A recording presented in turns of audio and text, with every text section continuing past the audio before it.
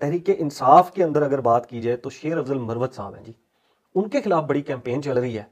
और मरवत साहब को आधे लोग गद्दार डिक्लेयर कर चुके हैं, आधे लोग उनके खिलाफ कैंपेन ओवरसीज से भी कर रहे हैं, अंदर से चले मैं भी दो चार बैठ के सवाल कर आपसे रहे हैं पूछता उसके हूँ ऊपर। मरवत के बारे में, शेर अफजल मरवत के बारे में मैं दो चार सवाल आपसे पूछता हूँ। देखिए मैं अपने आप से भी ये पूछ रहा था कि ये क्या है, क्या शेर चल अफजल क्या रहा मरवत है? एक्चुअली क्या है और ये सब क्या चल रहा है। आपको लगता है शेर अफजल मरवत जो है वो एक नॉर्मल आदमी है? नहीं, नॉर्मल नहीं हो, वो एक दीवाना आदमी है। ऐसे ही। मैं आपको उसकी मिसाल भी दूंगा अभी। शेर अफजल मरवत को मैंने पहली दफा तब देखना शुरू किया जब मेरी हालत बहुत खराब थी, मैं वापस आया था। एक दिन मैंने देखा टॉक शो में इसने किसी बंदे के ऊपर अटैक कर दिया, मारना शुरू कर दिया। हाँ जी।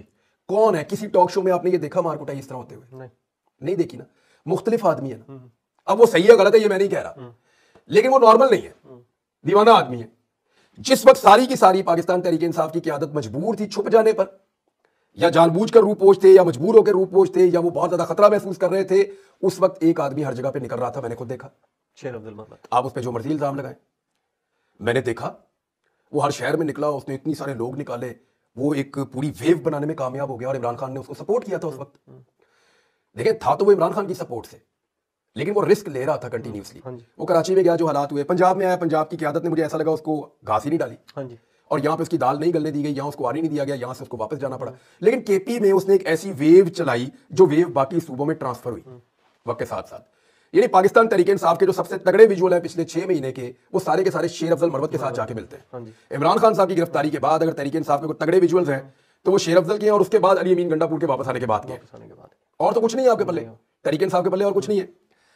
अब ये एक आदमी डिफरेंट आदमी है ना। मामला ये है कि शेर अफजल मरवत ने क्या अपना रोल प्ले किया या नहीं किया, उस सारे सिनेरियो में मैं ये आपसे पूछता हूं। बहुत स्ट्रांगली किया। किया। 100 पे बदले।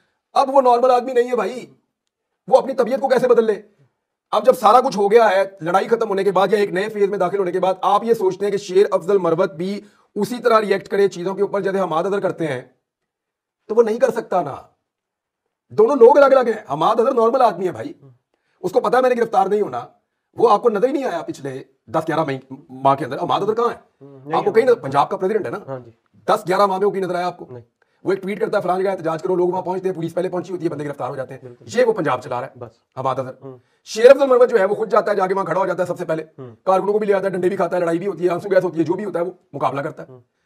मामला ये है कि अगर मैदान के अंदर शेर अफजल मरवत जो है वो मुख्तलिफ आदमी था, एबनॉर्मल हालात में उसने अपनी सलाहियतों से एक एबनॉर्मल किस्म की सिचुएशन में उसने सर्वाइव किया। अब आप कैसे कह सकते हैं कि वो नॉर्मल हो जाए?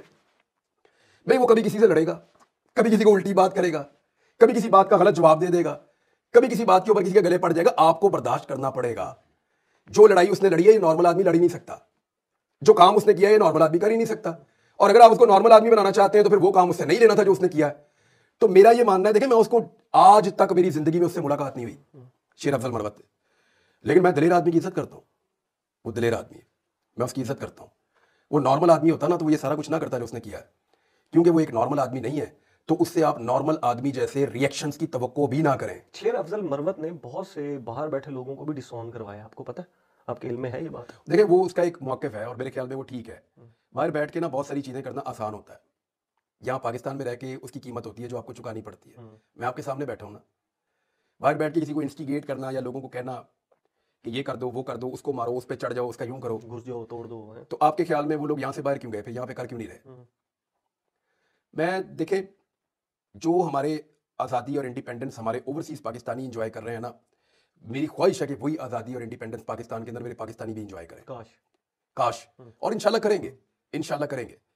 रूल ऑफ लॉ होगा इस मुल्क के अंदर इंशाल्लाह। लेकिन अगर कोई शख्स बाहर बैठ के यहाँ मैदान में खड़े हुए आदमी से ये तवक्को करे कि वो उसकी तरह का जुमला बोले या उसकी तरह की बात करे, तो यहाँ उसकी जो कीमत होती है वो अंदाजा भी नहीं कर सकता। और इसी कीमत को चुकाने के डर से वो ये मुल्क से बाहर गया। तो इसलिए इस बात का ख्याल रखना चाहिए।